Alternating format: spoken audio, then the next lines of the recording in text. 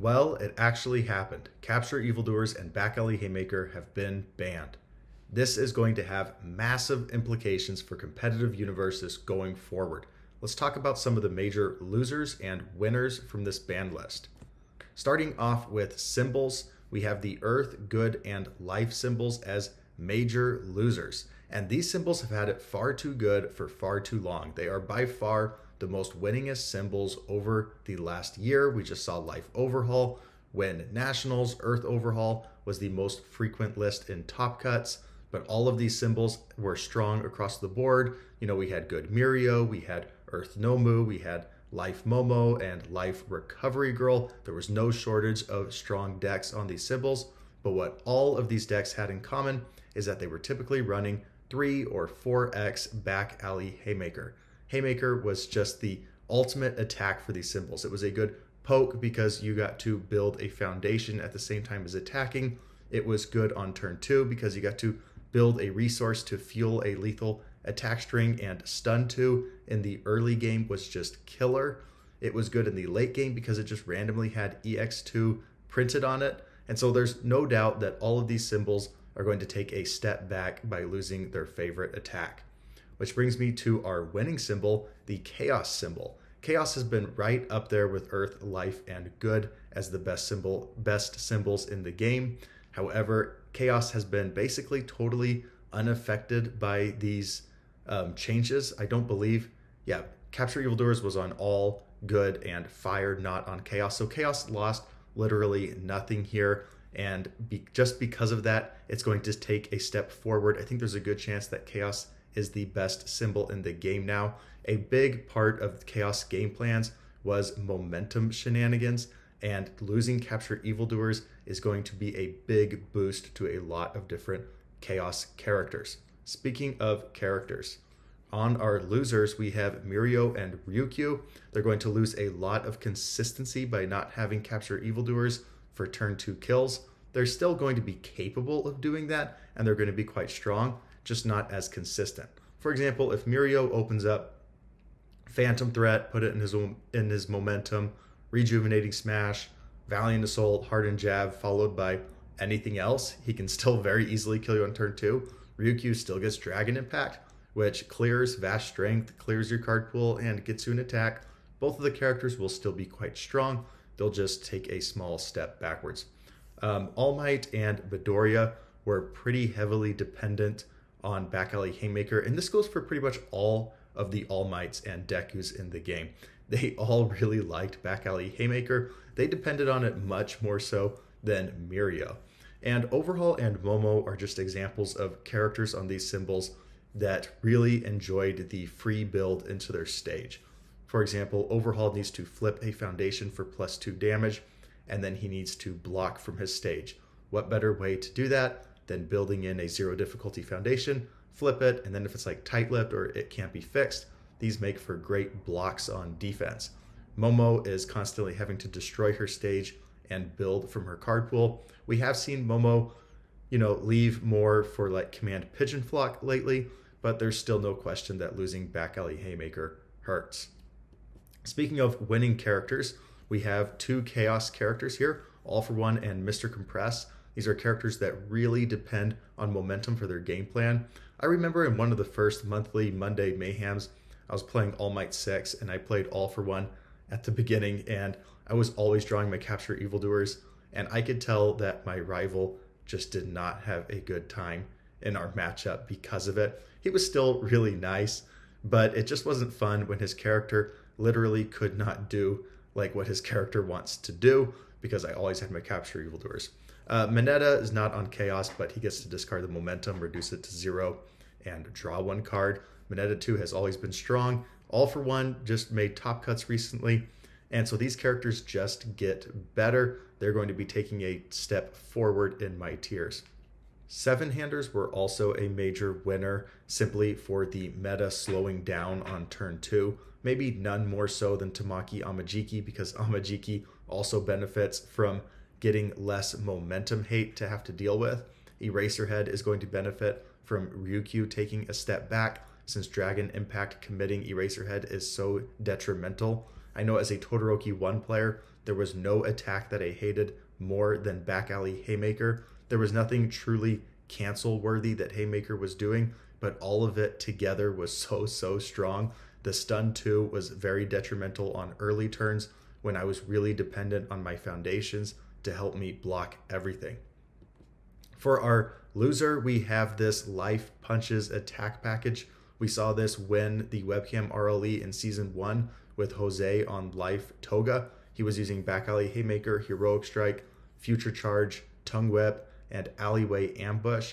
Then we saw Overhaul kind of take over this attack package in Season 2, where he added in repeated 100% smash instead of Alleyway Ambush. And now repeated 100% smash is going to get a little worse because of back alley Haymaker being banned. So a lot of us in the community wanted to see repeated 100% go, but this is a way of cutting back on its power level without banning it outright. So these Life Punch It packages are probably going to have to transition to a slightly different strategy. It will be interesting to see where they go from here. And on our winner attack package, we have the Echo keyword. Echo attacks, of course, depend on your momentum, and it's a very strong keyword, so much so that the design team has been pretty stingy with Echo attacks recently. We only had one really major Echo attack printed in Jetburn, and that was Velocity Rush. I mean, we've already seen Echo attack packages have success in competitive events, but now we will see maybe even more of them. Also, like momentum-based defense like Refreshing Slice, Cheerleader, Blood Evaluation, Decoy Duplicate. A lot of times when you're playing a Capture Evildoers deck, you would have to really think, should I take this momentum for defense, or are they just going to immediately steal it and use it to just further their offense? And now you won't have to think about that anymore. Our next major loser is the zero difficulty foundations that could be built off of back alley Haymaker. This is part of what made Haymaker feel so oppressive, is the fact that it could build in cards like Release, maybe the strongest defensive foundation in the game, or on turn 2 it could build in cards like Tight-Lipped, which could give +1 damage to all of your attacks that turn, leading to a lot of turn 2 kills. It could also build in like It Can't Be Fixed or Keeping Aerie Safe for some very solid stun hate. Now, It Can't Be Fixed and Keeping Aerie Safe will also take a step back, because back alley Haymaker was the primary attack that was activating their responses to ready or to flip and build. So with less stun in the format, the stun hate zero diffs will also be a little less prevalent. There'll be double hit there. And then for our final winner, we simply have the Winter Clash taking place next weekend, hosted by myself and Tam Cardwell. This is going to be an incredible last major event for the year. I think the prizing might just be the best prizing of any tournament hosted this year. We had $1,000 donated to the prize pool. We've had 2 cases donated to the prize pool. I'll be giving out custom playmats. $10 from your entry will be going to the prize pool. It's going to be a one-day event next Saturday. 6 rounds of Swiss, top cut to top 8, played that same Saturday night, and it will all be streamed on Tam's Twitch. So if you can't come and play, absolutely still come and watch and join us in chat. I will see you there if you sign up. I'll put the event sign up in the description of this video. Okay, to close this out, I have been seeing this question quite a bit. How do I replace back alley Haymaker? Is there just a card I can replace Haymaker for? Sure, it might be a little worse, but by and large, my deck will still be very competitive. And I have a simple answer for this question, and it is you don't. I know this isn't the answer that we want to hear, but that's the reason Haymaker was banned, is because it was doing so much. If you just attempt to simply switch out Haymaker for a different attack, you're gonna find the other attack quite lacking. These are like the 6 that I thought sort of were replaceable. Hardened Chop is the only one of these 6 that is even a punch, and even then, it's a 5 diff that really plays like a 4 diff because you're going to be destroying a foundation. If you play it on a 5, check a 5, you don't want to have to destroy a ready foundation, right?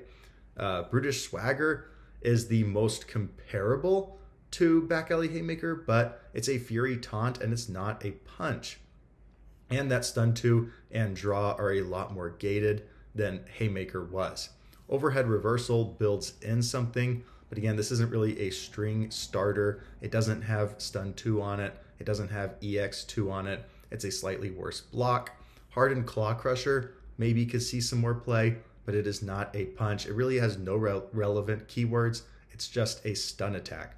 The 2 attacks I probably like best to replace Haymaker are Dual Needle Lunge and Command Pigeon Flock, but these are going to really change the fundamental strategy of your deck and synergies and are really going to have to be built around. To make these attacks work, you're probably going to have to change a lot more than just Haymaker.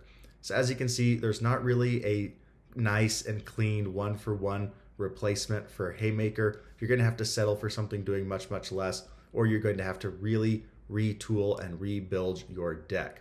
But with all of that said, guys, I really think that we have green pastures ahead of us. I'm very happy with the decision to ban Capture Evildoers and Back Alley Haymaker. I was getting kind of bored tuning into a Universus match and always seeing Back Alley Haymaker on a 5, check a 5, stun 2, build 1. It was just a little dull to always see that over again. And deck building has been a lot of fun this week without having to worry about the threat of these 2 cards. I've probably never been more excited in the last several months to deck build than I have this week. I've been cooking up a ton of stuff that I'm excited to test out, and hopefully this decreases the amount of turn 2 kills that we have been seeing with the ban of Capture Evildoers. Okay, I'm just kidding on that last part. This ban did not touch Chaos Tokoyami, Fire Tokoyami, Void Edge Shot, Death Eraserhead. Air Jiro somehow is completely unscathed from this banned list. Good Jiro did get hit a little bit, but Air Jiro just got Falling Skies. Specialized Sound Waves is still around. So aggro is still going to be a very, very viable strategy. But what do you guys think about this banned list? What are the winners and losers that I've missed? I know for a fact I did not hit all of them, and I'm really interested in what you guys think about the competitive meta going forward. And if you want to test out the new competitive meta, please, please, please go and join the Winter Clash. I absolutely cannot wait for that event. And if you sign up, I'll see you there next week.